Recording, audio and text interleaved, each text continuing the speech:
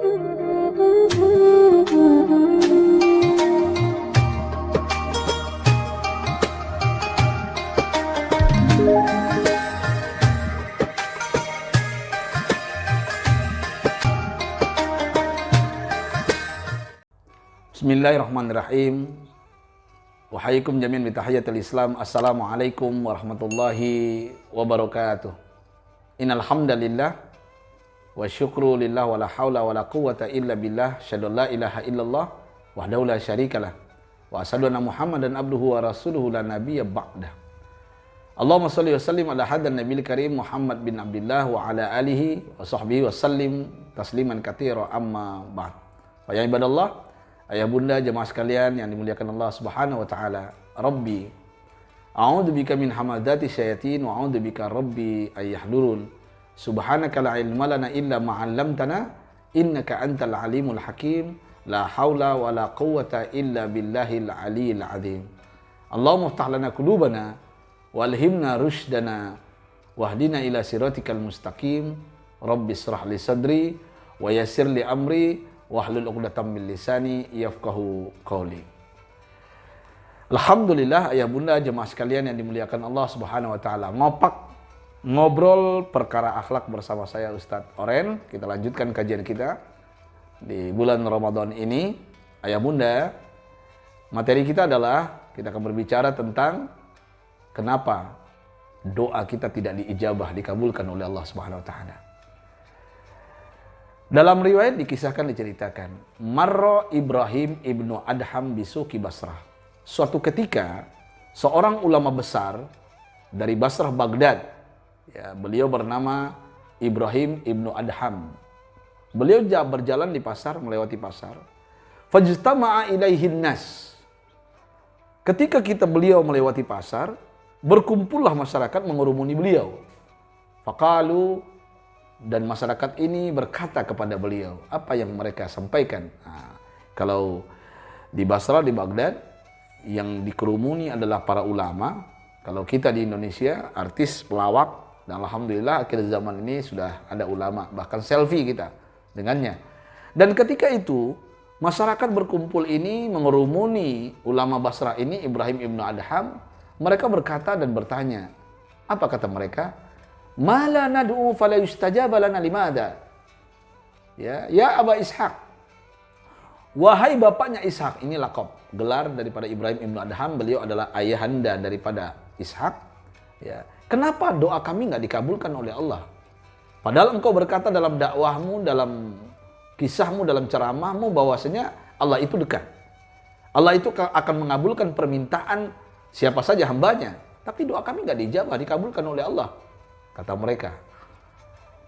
Dengan tersenyum, Ibrahim ibnu Adham mengatakan, faqala, kenapa doa kalian tidak diijabah, tidak dikabulkan oleh Allah? Li'anna qulubakum qad matat bi asyrati asya'in. Sebab doa kalian tidak diijabah, dikabulkan oleh Allah, kata beliau, adalah karena hati kalian sudah mati dengan 10 perkara. Pertanyaannya, ayah bunda jemaah sekalian, masukkah kita ke dalam yang 10 ini? Ya, 10 perkara ini. Ya.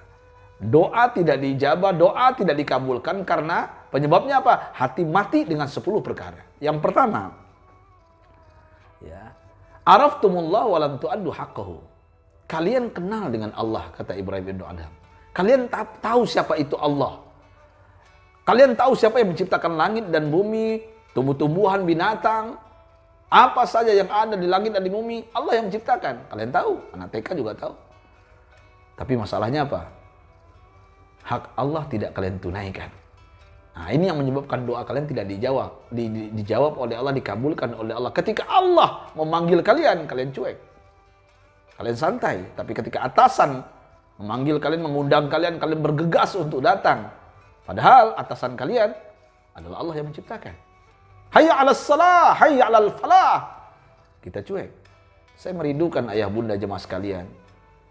Sebelum ada wabah virus ini, saya merindukan apa? Ketika azan berkumandang, semua mobil dan motor mencari masjid, surau, musola. Akhirnya apa? Polisi bisa rehat, bisa istirahat untuk sementara. Kenapa? Semua orang muslim mencari masjid. Ya, karena haknya Allah itu apa? Disembah. Kewajiban kita sebagai umatnya, hambanya apa? Menyembah. Nah, kita sudah sering mendengar, bahkan Allah berfirman, "Wa ma khalaqtul jinna wal insa illa liya'budun." Tidak aku ciptakan jin dan manusia kecuali untuk menyembahku, tunduk, khudu, taat, patuh kepada aku.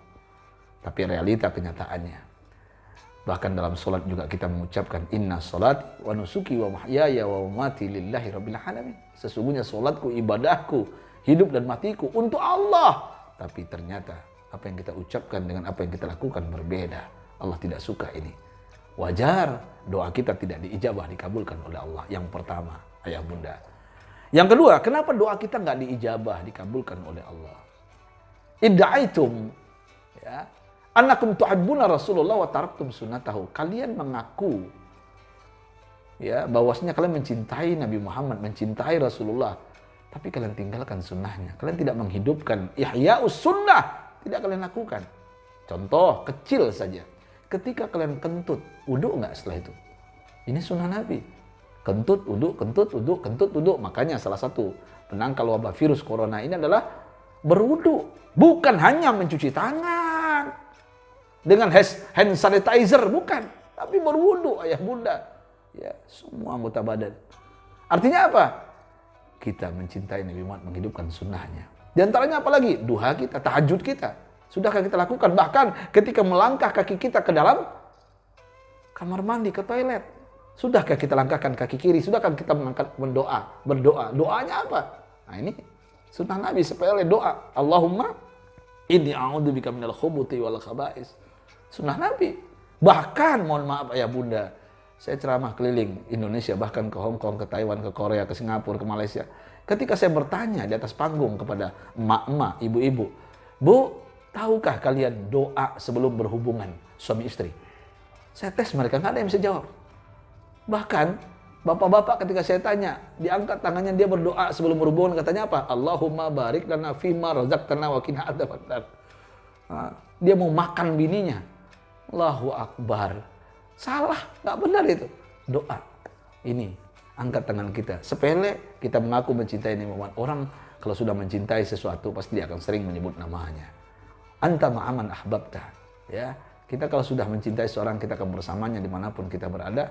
Kalau mencintai Nabi Muhammad, insya Allah kita berada dalam surganya. Dan doa kita dijabah. Wajar doa kita tidak dikabulkan oleh Allah, permintaan kita tidak diijabah oleh Allah. Kenapa? Kita mengaku mencintai Nabi Muhammad, tapi sunnahnya tidak kita lakukan dan kita amalkan, kita hidupkan dalam kehidupan sehari-hari. Yang ketiga, kenapa doa kita nggak diijabah, nggak dikabulkan oleh Allah? Qara'tumul Qur'an walam ta'malu bihi. Kalian baca Al-Qur'an tapi kalian tidak mengamalkan isi Al-Qur'an. Ya, dengan suara merdu, bahkan dilombakan, bahkan ketika berkumpul kalian di tempat di hotel, apa yang kalian lakukan? Ini ada oknum. Ya, melakukan perlombaan tapi ternyata di hotel melakukan hal yang tidak diridhoi Allah. Padahal Al-Qur'an mengatakan wala taqrabuz zina innahu kana fahisyatan wa sa'a sabila. Jangan dekati zina. Mendekati saja tidak boleh, apalagi melakukan. Tapi apa yang kita lakukan hari ini? Ya, Al-Quran berbicara, kita baca Al-Quran tapi kita tidak mengamalkan isi Al-Quran. Wajar doa-doa kita tidak dikabulkan oleh Allah Subhanahu wa ta'ala. Ayah bunda yang dimuliakan Allah Subhanahu wa ta'ala, apalagi yang menyebabkan doa tidak diijabah, dikabulkan oleh Allah? Akaltum ni'matallah wa lam tu'tu syukrahu. Kita makan nikmat dari Allah. Allah berikan kita harta, rumah, tanah, mobil, istri, anak-anak, kekayaan. Tapi kita tidak pernah bersyukur dengan apa yang kita miliki. Bahkan kita pelit, kedekut, bakhil, tamak, bin syarakah. Padahal kita hak pakai, bukan hak milik. Semua milik Allah Subhanahu wa ta'ala. Padahal Allah sudah berjanji. Wa iz ta'adzana rabbukum la in syakartum la azidannakum. Wa la in kafartum inna adzabi lasyadid. Allahu Akbar. Ketika engkau bersyukur dengan nikmat yang kuberikan, kata Allah, aku tambah nikmat itu. Tapi kalau kalian kufur, azab sangat pedih. Kita punya satu rumah, alhamdulillah, Allah akan tambah karena bersyukur.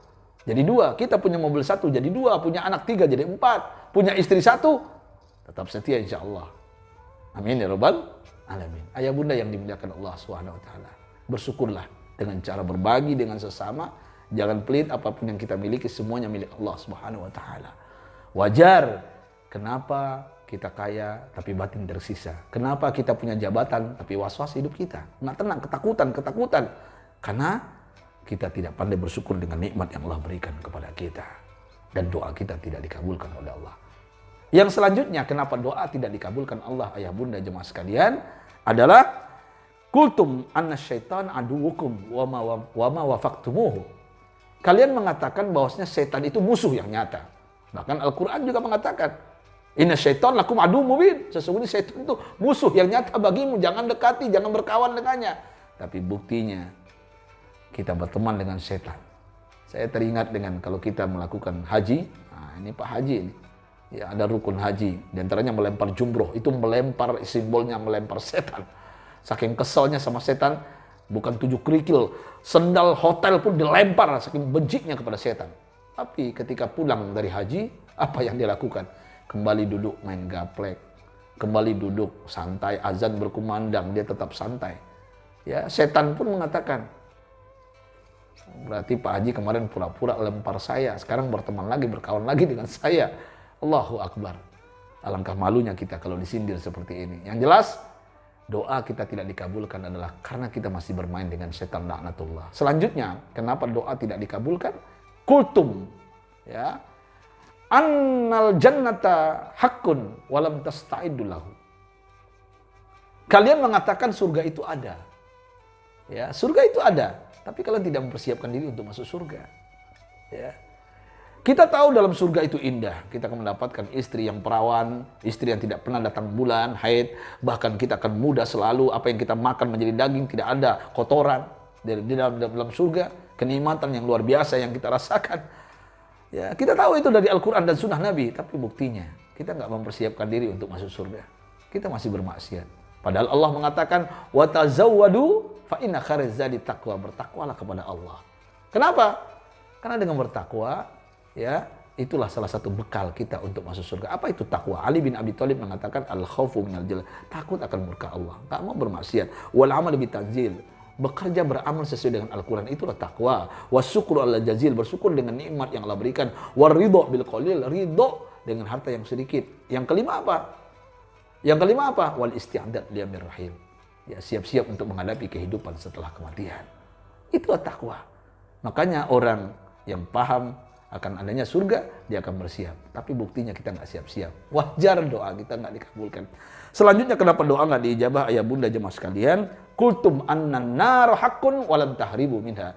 Kalian tahu, kalian ngerti neraka itu ada, tapi kalian nggak lari dari neraka. Buktinya apa? Diskotik itu bayar loh, mahal bayarannya, tapi kalian tetap datang kepadanya. Diskotik karaoke family yang di dalamnya bukan istri kita, orang lain, ya, berpakaian seksi. Naudzubillah, semua naudzubillah ya Allah. Untuk ke neraka kita bayar, kita nggak lari dalam. Orang mau masuk surga aja, pernahkah kita melihat ada DKM ketika masuk masjid? Pak, bayar dulu ceban, baru bisa sholat. Nggak ada, digebukin itu DKM. Ya, tapi realita kenyataannya untuk ke neraka kita berani bayar mahal. Ya Allahu Akbar, naudzubillah. Makanya wajar doa kita nggak diijabah, dikabulkan oleh Allah. Selanjutnya apa? Kultum annal mauta haqqun walam tasta'idu lahu. Kalian tahu, kalian sadar kematian itu pasti, tapi kalian tidak berbekal untuk kematian kalian, tidak siap-siap. Makanya mari perbanyak amal ibadah kita, perbanyak melakukan kebaikan di dunia yang singkat ini, karena bagaimanapun persiapkan diri kita untuk menghadapi kematian kita. Ini menyebabkan doa nggak diijabah, dikabulkan oleh Allah. Cuek, santai. Ya, setiap kita akan mati, kullu nafsin za'iqatul maut. Ya, bukan berarti kematian itu tidak menunggu sakit, tuan-tuan, ayah bunda. Kematian itu tidak menunggu tua. Kematian itu tiba-tiba. Ya, kematian itu tiba-tiba. Walikulli ummatin ajal. Fa iza jaa ajaluha la yasta'khiruna sa'atan wa la yastaqdimun. Mari kita persiapkan kematian kita. Selanjutnya yang ke-9, kenapa doa nggak diijabah? Kenapa doa nggak dikabulkan Allah? Iza intabahtum minan naum syataghaltum bi uyubin nas wa nasitum bi uyubikum. Ketika baru bangun tidur, ayah bunda, kita sudah sibuk dengan aib orang, lupa aib diri sendiri. Kita baru bangun aja sudah sibuk menceritakan orang lain. Mulut kita ini berbisa. Kita menceritakan kekurangan orang lain, ghibah, fitnah. Ini yang menyebabkan doa nggak diijabah. Kita nggak pandai jaga mulut ini. Apalagi perempuan punya 2 mulut, di atas satu, di bawah satu. Perempuan tuh banyak masuk neraka, penyebabnya apa? Karena gara-gara 2 mulut, nggak pandai bersyukur, nggak pandai jaga mulut, nggak pandai bersyukur kepada suaminya. Jadi ayah bunda, khususnya ibu-ibu, jaga mulut kita agar doa kita dikabulkan oleh Allah Subhanahu Wa Taala. Terakhir, kenapa doa nggak dikabulkan oleh Allah, dijabah oleh Allah? Wadafantum mautakum walam ta'tabiru bihi. Kalian antar mayat jenazah ke kuburannya, tapi kalian tidak mengambil ibrah pelajaran. Aneh, lucu bin ajaib. Saya lihat akhir zaman ini ketika mak bapaknya mati, dia pakai kacamata hitam, baju hitam, bawa kamera, bawa handphone, dia selfie di kuburan bapak kandungnya, ibu kandungnya, selfie, gitu. Kalau ini seandainya keluarga saya, mungkin kita akan marah. Bukannya mendoakannya, bukannya meratapinya, tapi malah Allahu Akbar, naudzubillah. Mudah-mudahan kita tidak punya zuriat keturunan seperti ini. Ayah bunda, ya, makanya wajar doa kita nggak dikabulkan. Hidup kita tidak pernah bahagia karena 10 hal ini kita lakukan dan hati kita dalam keadaan mati. Ayah bunda jemaah sekalian yang dimuliakan Allah Subhanahu Wa Taala, ini materi ngopak ngobrol perkara akhlak bersama saya Ustadz Oren. Sebelum saya tutup, ayah bunda, saya punya produk, ya, produk Ustadz Oren. Ada madu pahit, ya, ini asli Badui, ya, ini madu, ya, untuk kejantanan. Ini madu untuk kejantanan, ya, insya Allah bergairah, biar hebat diranjang, dan juga biar istri kita tetap setia di samping kita, menemani kita sampai tua. Ya, ini adalah sunnah Nabi, madu ini, kebiasaan Rasulullah. Yang jelas, ini produk dari saya, Ustadz Oren. Ada yang pahit, ada yang super, ini yang manis, ya, yang gede, yang besar. Nah, ini buat penangkal wabah virus yang jahat masuk ke tubuh kita, dan juga buat ibu yang hamil atau yang menyusui.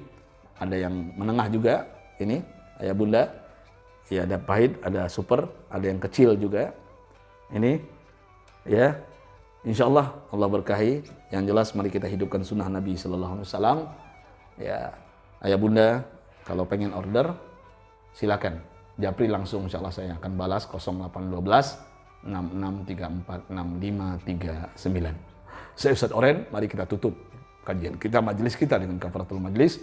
Subhanakallahumma wa bihamdika, asyhadu an la ilaha illa anta, astaghfiruka wa atubu ilaik. Billahi taufiq wal hidayah. Assalamualaikum warahmatullahi wabarakatuh.